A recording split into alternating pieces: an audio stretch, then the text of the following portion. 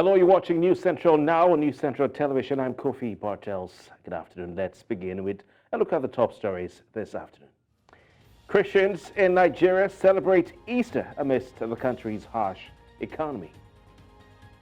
International airfares dip as foreign airlines unlock budget-friendly tickets in Nigeria. South Africa's power utility Eskom suspends load shedding until further notice. You're welcome. President Bola Tinubu of Nigeria has hailed, let's begin by telling you rather, that President Bola Tinubu has felicitated with Christians in the country and around the world as they celebrate the Easter. Easter is an event that commemorates the resurrection of Jesus Christ from the dead. It also symbolizes Christ's victory over sin and death. To mark the day, the Nigerian president, in a statement, called on Christians to imbibe the virtues of love, sacrifice, and compassion associated with the season. Now, since assuming office in May 2023, the Nigerian president's administration has embarked on several policies that have had an effect on the masses and the country's economy. In his Easter message, the Nigerian president hailed the resilience and sacrifice of Nigerians while saying it is necessary for economic recovery.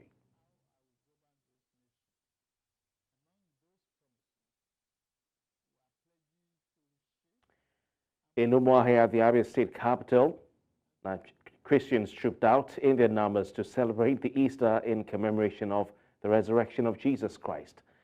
The central message by the Catholic Bishop of Umuahia Diocese, Right Reverend Michael Upong, was focused on forgiveness, sacrifice, and endurance. He also enjoined Christians to emulate all the virtues that Christ exhibited while on earth to help them advance their heavenly race. Also, the Bishop of the Methodist Church, Nigeria, Umuahia Diocese, Right Reverend Ikechukwu Emezinkulo, called on the Nigerian government to make oriented policies, or people-oriented policies, and fix the nation's basic infrastructure.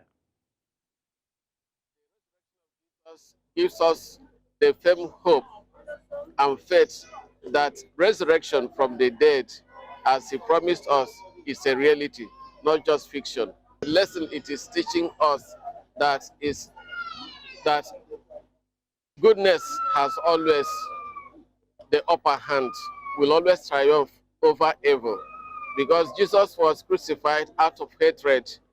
And it's also telling us that no matter what we suffer, as long as we are suffering innocently, then you have nothing to regret. At the end of the day, God will vindicate you. And so we shouldn't see every suffering as evil. And it should encourage us to be bold in doing the right thing always, even when everybody is persecuting us, remembering that Jesus was crucified for doing good. To actually rise with Christ. But in my own understanding, I want to rise living off whatever that is against the wish of Christ. Whatever is sinful, whatever is harmful to humanity, I leave it away and then decide to live a brand new life, emulating Christ in all I do. This is my main aspiration. As Nigerians continue to groan over the nation's worsening economy and insecurity, the Christians remain optimistic that the resurrection of Jesus Christ from the dead guarantees them a better tomorrow. These were the crocs of the Christian faithful in Asaba, Delta State in South Nigeria, as they joined their counterparts all over the world to celebrate this year's Easter Sunday celebration. At various church services held in the state capital to herald the celebration, Nigeria's leaders were urged to be willing to make sacrifices for the greater unity, peace, and progress of the country.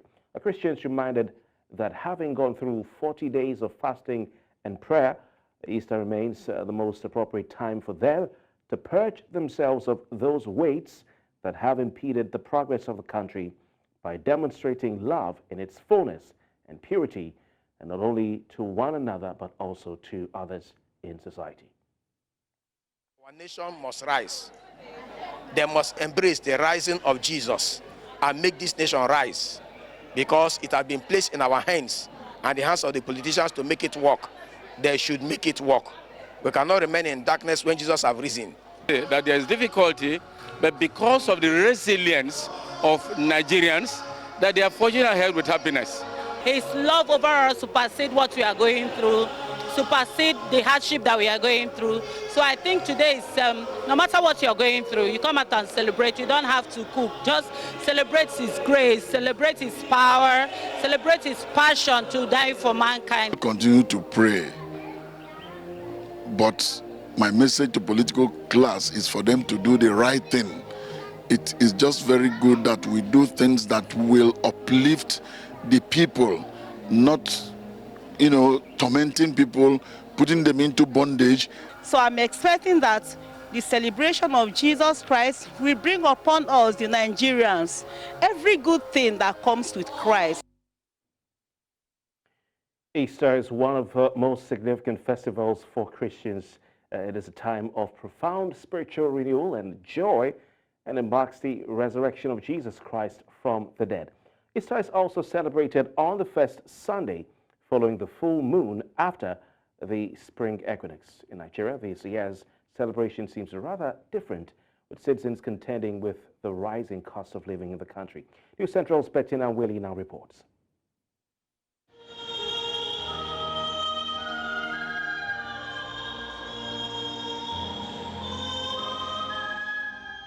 Whether through solemn rituals or joyful gatherings, Easter is a time when Christians reflect on life's blessings and spread love and good news of Jesus Christ's resurrection. However, in many places, most people concentrate more on the celebration than the reason for the season.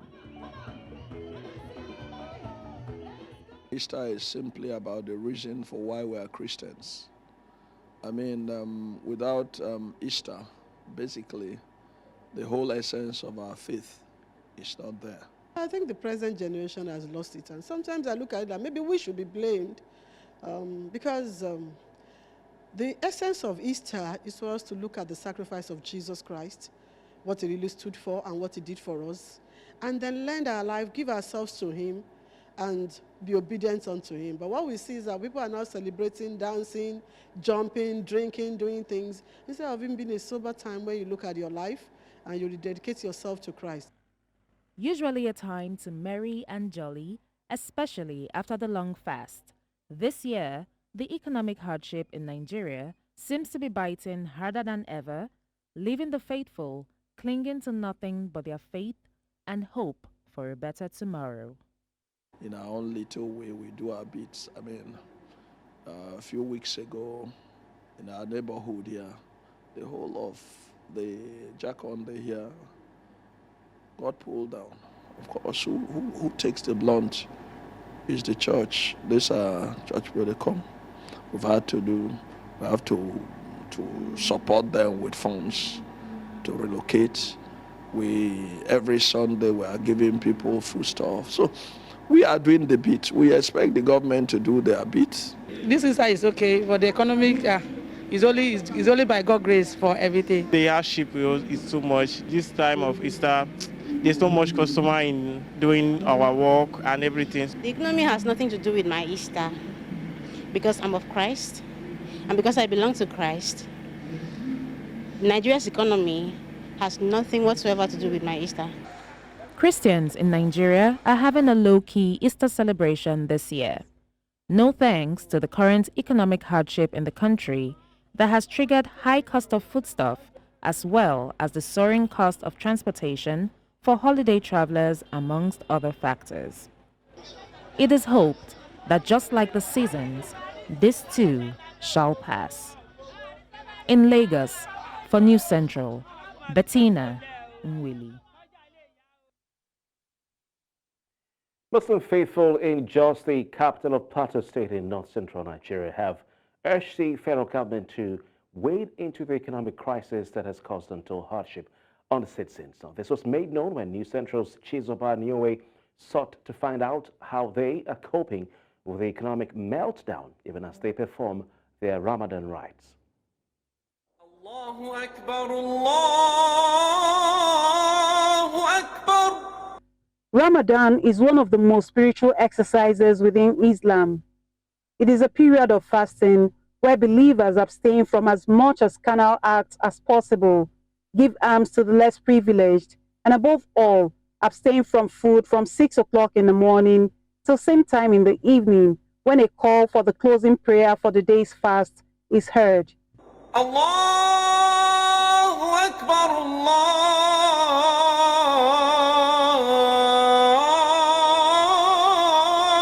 Akbar. Sani Muazu, his wife and children have just concluded prayers to end the day's fast. It is now time for the breaking of fast with different dishes to choose from. They spoke on the essence of Ramadan. Fasting is not just a way of nourishment to the soul. It is also, a shield, for the Muslim. Shield from committing all kinds of atrocities or, unruly behaviors. It's not the much that you give, but it's the little that you are able to give. There's a hadith that the Prophet said that even if it is half a date, share one date, give your neighbor half. It gives me a chance personally to reconnect with my religion, to put this hustle and grind to the side just for a little while and focus on what is important. Especially us as youths, coming from the way you dress, the way you talk, the way you interact with people. Behind me here is the Masalichin Juma in Jos. It is the biggest and the main worship center for the Muslim faithful here on the plateau. However, I am here to ascertain from the Muslim faithful how they cope with the hardship of the economy as they celebrate the month of Ramadan in Jos. We are trying our best to cope with the economy because this our fasting is a sacrifice that we must do it. When doing fasting, I have kamu, I drink. Nothing. This condition is very high. It's very high. We need government to do something about this. Behind the sharing of this palliative is Pam Watcom, the senator representing Plateau North Senatorial District. As we can see today, people are suffering. People are stopping you from the road, begging you, or asking you for assistance or help. So I think this can go a long way in touching the lives of some people. I want to appreciate the senator for remembering the Muslims, for the palliative. By the next 9 days, when Ramadan will come to an end, it is expected that the fruits of the month-long fast and lengthy supplication to the Almighty will be evident in the commitment of everyone to making the country a better place for all. In Jos for News Central, Chizoba Aniuwi. News Central now returns after the short break. Please stay with us. Welcome back. Agricultural revolution through food production is what many administrations in the past and present in Nigeria have sought to explore for food security. And this special report, News Central's Umar Kirawa, assesses the food production in the first quarter of the year. The prevailing economic situation in Nigeria has made millions of people struggle to survive. Farmers in recent times in the northeastern part of the country have been in the middle of this and even worse. This is as a result of attack by insurgents marauding the region and shows of the Lake Chad. Although there is no available data on the number of farmers affected, 12 farmers were murdered early this year in Gatamarwa and Sia communities of Chibok local government. 13 farmers also paid the supreme price along Pulka and Frigi Road in Goza in late January.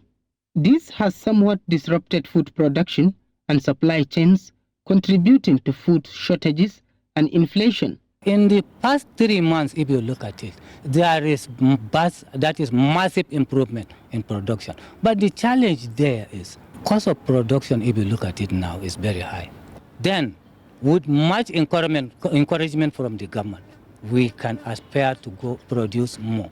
Cost of food is still not affordable compared to last year or years when you look at the purchasing power of the ordinary Nigerian. So to me, yes, we are producing, but it's not good enough to beat the price. Farmers seem optimistic and determined to rebuild their lives and communities through their vocation. Alhamdulillah, sabura kuwa da kalmar kintura wazuna kun doya su lole zaman bayin zuga nana su dinna wazuna. Sustained efforts by the federal and state government yielded immense results in the first quarter of this year. Many families have been resettled to their ancestral home to resume their trade, farming. Former fighters are being de-radicalized, leading to significantly less security concerns in many parts of the northeast. Some parts of northern Borno, like Mobar, they've started producing both food and cash crop. I can say they have reached about 40% compared to the loss and then the recovery target in ratio of 100. You will see that we have recorded about 40%.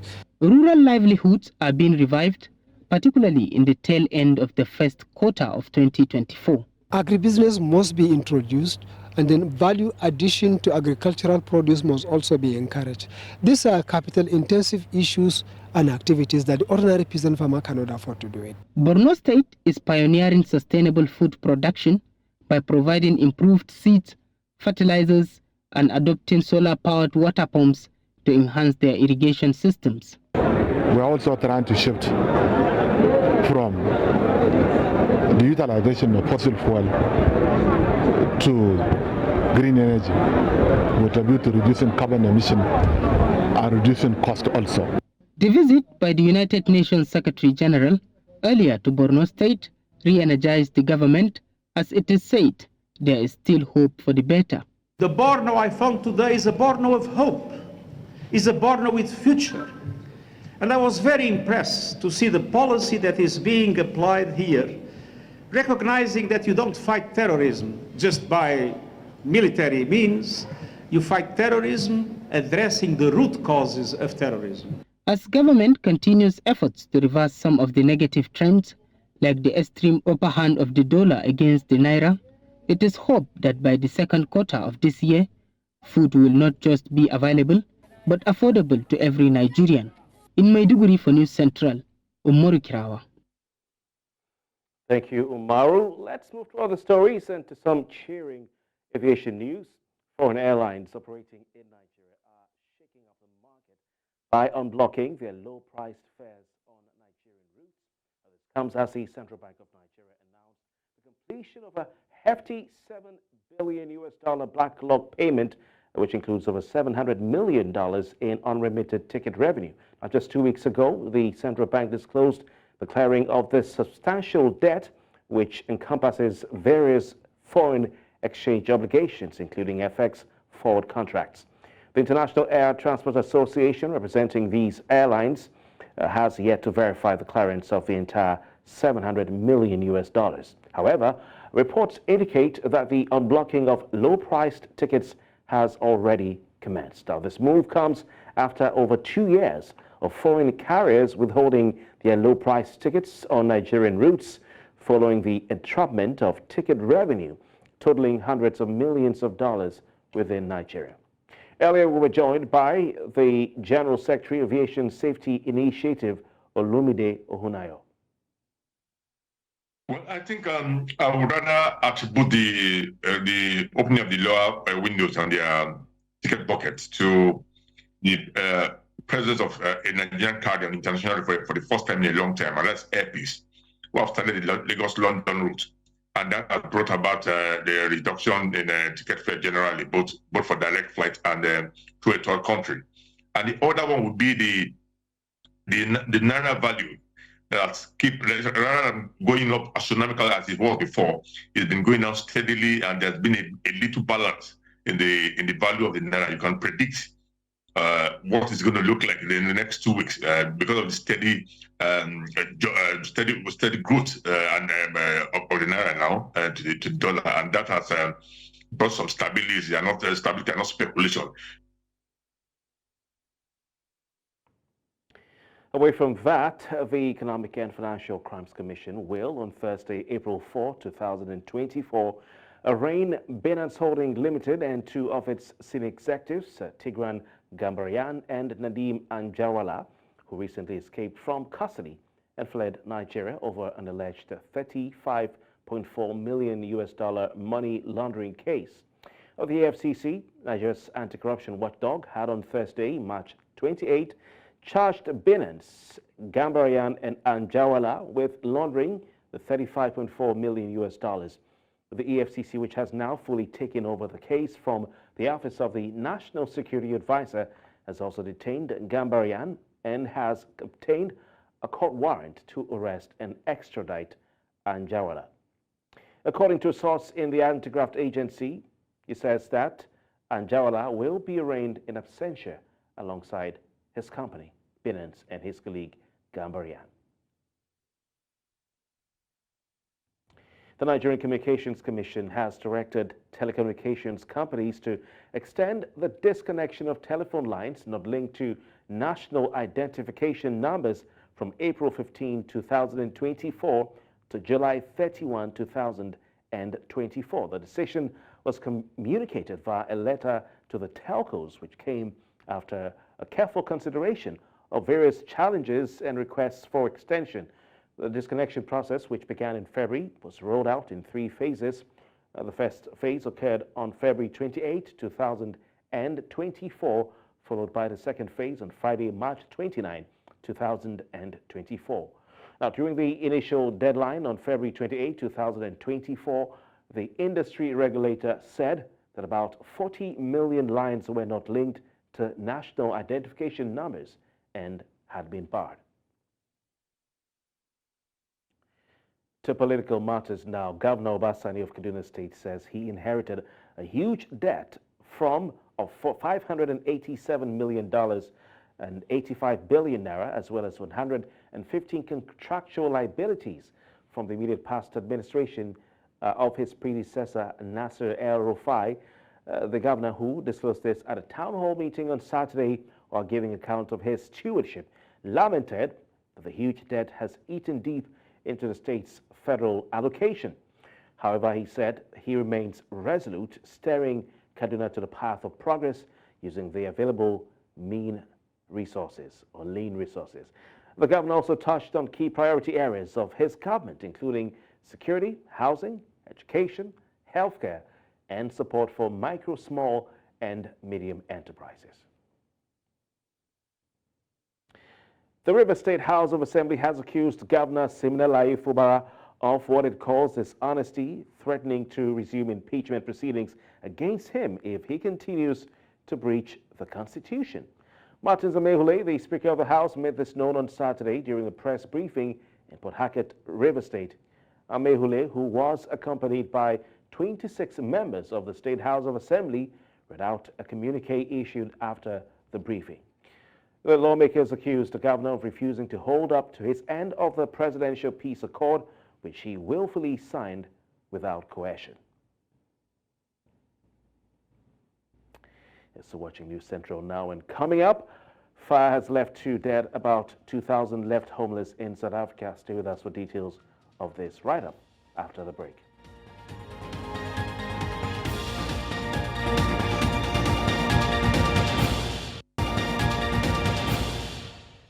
Welcome back. You're still watching News Central now, right here on News Central Television. The news continues in West Africa, where African economists are seeking alternative external debt restructuring template to redirect the current debt burdens on the continent to a sustainable level for a smooth recovery and economic growth. They made this call at the end of the 3-day international conference on Africa debt crisis, which held in the Ghanaian capital, Accra. News Central's Adesha Waldushaga was there and now reports. As the International Conference on Africa Debt Crisis winds up in Accra, Ghana, the takeaways from the speakers here are focused on the alternative external debt restructuring template. And as we know, debt restructuring is necessary to bring debt burdens back to sustainable levels and limit the negative impact of greater debt servicing on what is already a fragile socio-economic environment like we have in African countries. We've proposed quite a number of different elements. For instance, the issue of the involvement of the multilateral development banks in debt restructuring, the issue of the participation of private creditors in debt restructuring, both are not really binding. Debt restructuring is a sovereign decision. Thus, the panel conversation highlights the options available to African countries and set out a number of key recommendations to guide countries and strengthen the continental debt restructuring framework. Debt relief is essential, and all classes of debt, to the extent that they can actually be included, should be on the table, right, including multilateral debt. Second, innovations that can help African countries to not only improve debt sustainability, but also address their pressing development needs in terms of financing that is necessary for development and also for climate. When the IMF comes to any individual country and looks at whether or not it can sustain its debt, it does this exercise called a debt sustainability analysis. It looks at GDP growth, looks at exports, and it says how much debt can this country actually carry. But a key part of how much debt it can carry depends on what the IMF is assuming that the government will do with its budget policies. Economists here agreed on few things, and that's the fact that choices and approaches regarding public debt restructuring are mainly influenced by country-specific factors, which includes the national debt profile, the prevailing macroeconomic conditions, the structure of the domestic economy, and the political and economic considerations of the country in question. In Accra, Ghana, for News Central, Adeshawa Odushoga. 2 people are feared dead and almost 2,000 left homeless when fires engulfed hundreds of shacks in 3 separate incidents in South Africa's Cape Town. In Johannesburg, at least 60 shacks have been destroyed, leaving hundreds homeless. It is understood that the blaze swept through the informal settlement early on Sunday morning at Commissioner Street in Fairview. Johannesburg Emergency Services spokesman Nana Radebe said firefighters managed to contain the blaze. Let's stay in South Africa and welcome relief for South Africans. Eskom, the country's power utility, has announced the suspension of load shedding until further notice. Eskom spokesperson Daphne Mokoena stated this in a press release on Sunday, saying that this decision comes as a result of sustained available generation capacity, ample emergency reserves, and an expected decrease in demand at the start of the upcoming week. This announcement follows Eskom's declaration on Friday regarding the suspension of blackouts, signaling a temporary reprieve for citizens across the nation. Mokoena assured that the public that Eskom will continue to monitor the situation closely, promising to provide a system update on Wednesday and promptly communicate any significant developments. As of the latest figures provided by Mokoena, unplanned unavailability of power generation stands at 13,579 megawatts, while planned maintenance activities account for 7,046 megawatts of generating capacity. However, there is hope on the horizon, as a total of 3,550 megawatts are scheduled to be back in service by Tuesday evening.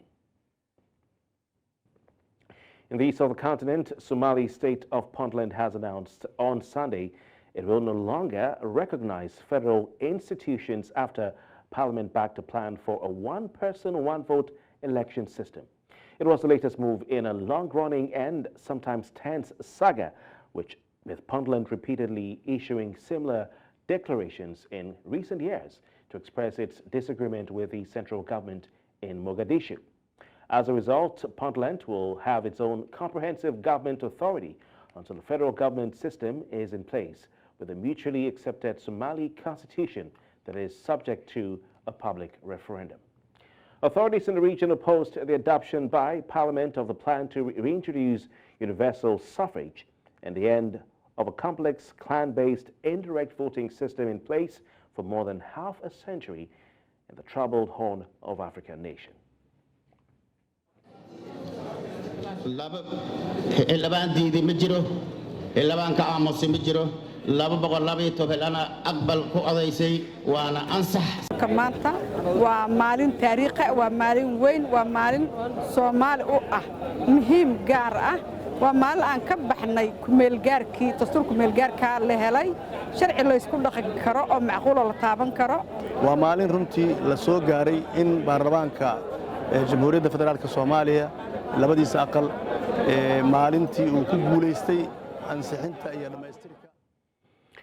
In the north of the continent, Nigerian President Abdulmajid Tebboune has left the question of whether he will stand for a second term in the early presidential elections on September 7 open. Nigeria will hold early presidential elections in September, just 3 months ahead of schedule. Tebboune has not said if he will seek a second term in office. There was no immediate explanation on why an early presidential election has been called. He was a former premier under the former president Abdulaziz Bouteflika, who died in September 2021. لأن تقدمت أسباب وأسباب وأسباب حتى الأجانب دخلوا فيها وتكاهنوا على أساس هي أسباب تقنية محضة. 6 سبتمبر لأن يبان لي بالليل المواطن يكون أكثر استعداد لإدلاء بصوته، يعني لأن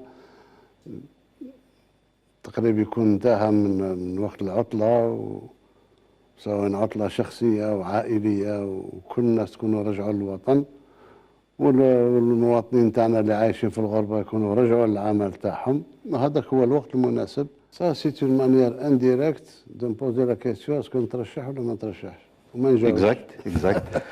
وما نجاوبكش لأن avant l'heure ce n'est pas l'heure. وأعتقد أن ماهوش وقتها مازال فيه برنامج ولازم نوصلوا البرنامج تاعنا مازال فيه. You're still watching the news, and we have more stories ahead. President Erdogan has cast his ballot in local polls. We'll find out more after the break. Please stay with us.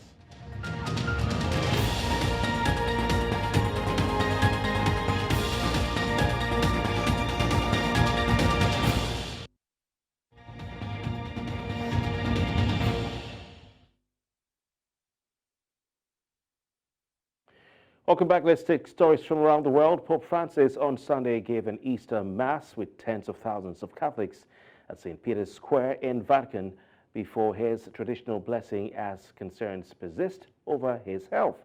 The 87-year-old arrived in a wheelchair to preside over the Mass from 10 a.m. in cloudy and windy weather, with events broadcast live around the globe. France will pronounce the Ubi et Obi blessing at midday, where he is expected to bring up international conflicts raging worldwide. Turkish President Recep Tayyip Erdogan cast his ballot in Turkey's local election, saying he expects Sunday's vote to be what he calls the beginning of a new era.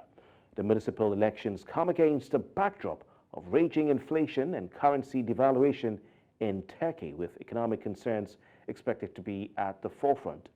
The election is taking place against a backdrop of raging inflation and massive devaluation, with uncertainty weighing down on many voters.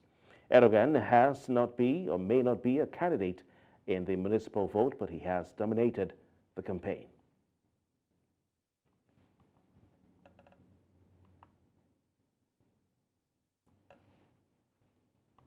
Milletvekili seçimi ve Cumhurbaşkanlığı seçimlerini icra ettik.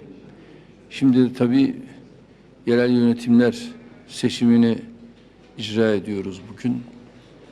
Gerçekten arka arkaya bu kadar kısa bir süreyle bu iki seçim milletimizi yordu. Bizleri de yordu.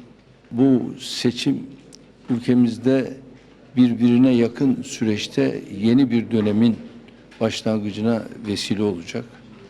Bir taraftan milletvekili ve Cumhurbaşkanlığı seçimi, diğer taraftan yerel yönetim seçimleri.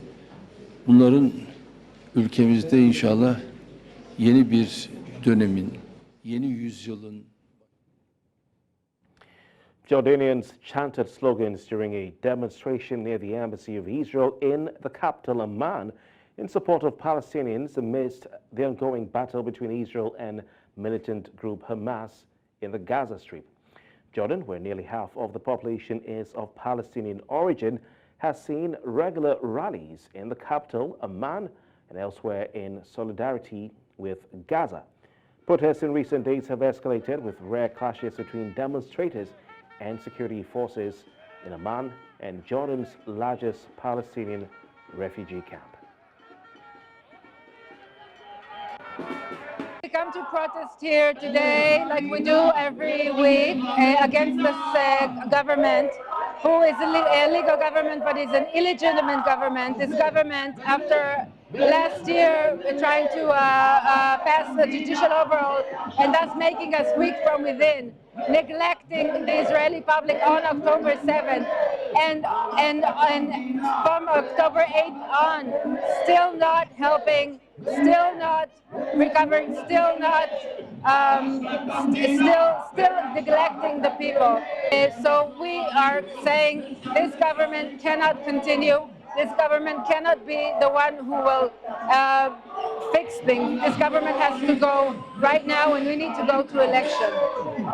המסר שלי שראש הממשלה איבד את הכיוון, הוא לא עוסק בעניין החזרת החטופים, הוא מתעסק בדברים אחרים שלא רלוונטיים למחדל של 7 באוקטובר. אני דורשת שילך הביתה, יניח לנו, ייתן לנו לנהל את המדינה, ושמישהו אחר יחזיר לי את מתן ויחזיר לנו את החטופים.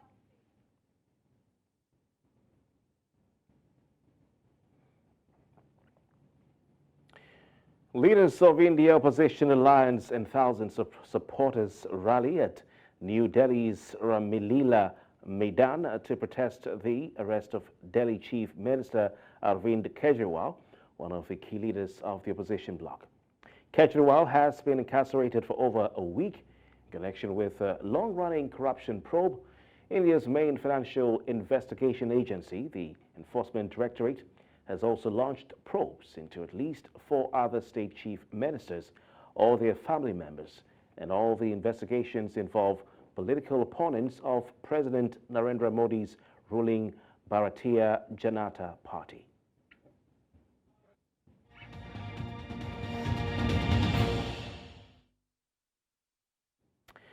And let's turn our attention to stories from the business world. The Central Bank of Nigeria will rigorously oversee the banking sector's recapitalization to thwart illicit funds. Haruna Mustafa, Director of Financial Policy and Regulation at the CBN, outlined this in a circular to various banks, including the proposed ones. The directive aims to enforce new minimum capital requirements. The CBN, in conjunction with law enforcement agencies, seeks to guarantee that funds raised during recapitalization are clean and devoid of illegal origin. This concerted effort underscores the commitment to maintain integrity and transparency in Nigeria's banking system amid the recapitalization process.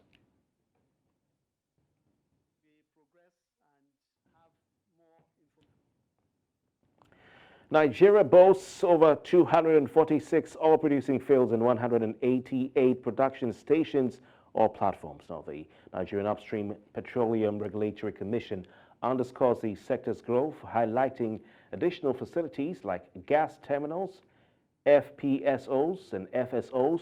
Recent data also reveals a marginal uptick in functional oil drilling rigs, reaching 16 in February, signaling continued advancement in Nigeria's oil output and installation. These developments outline or align with the nation's efforts to bolster production and fortify energy security, as detailed in the March 2024 monthly oil market report by the Organization of Petroleum Exporting Countries.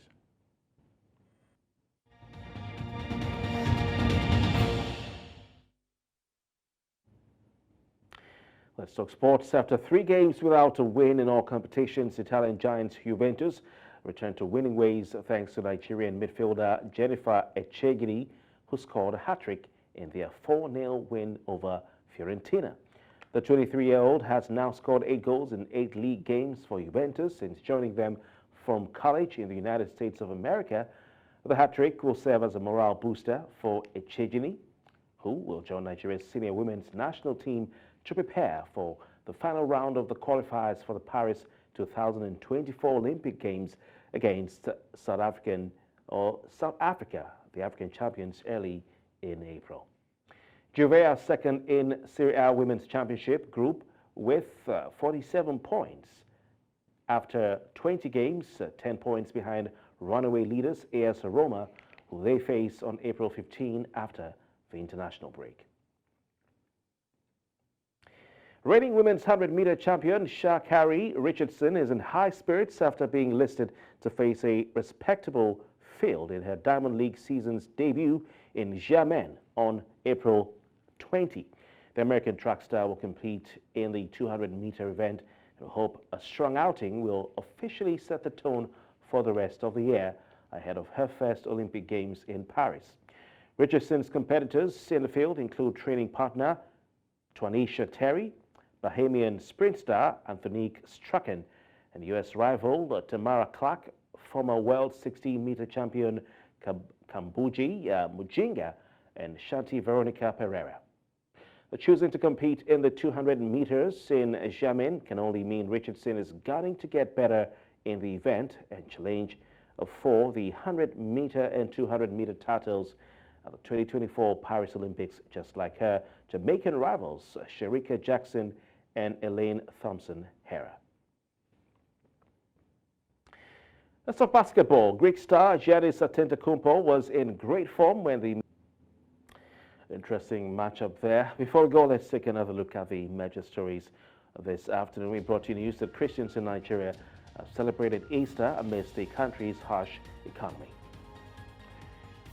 International airfares are dipping as foreign airlines unblock budget-friendly tickets in Nigeria. We also told you that South Africa's power utility Eskom has suspended load shedding until further notice. You can send us your eyewitness reports using the WhatsApp number and email address showing on your screen. Also, give us a follow on social media where we are at News Central TV on the major platforms. And you can watch us live on any of these channels or platforms. Many thanks for your time this afternoon. My name is Kofi Bartels. Good day.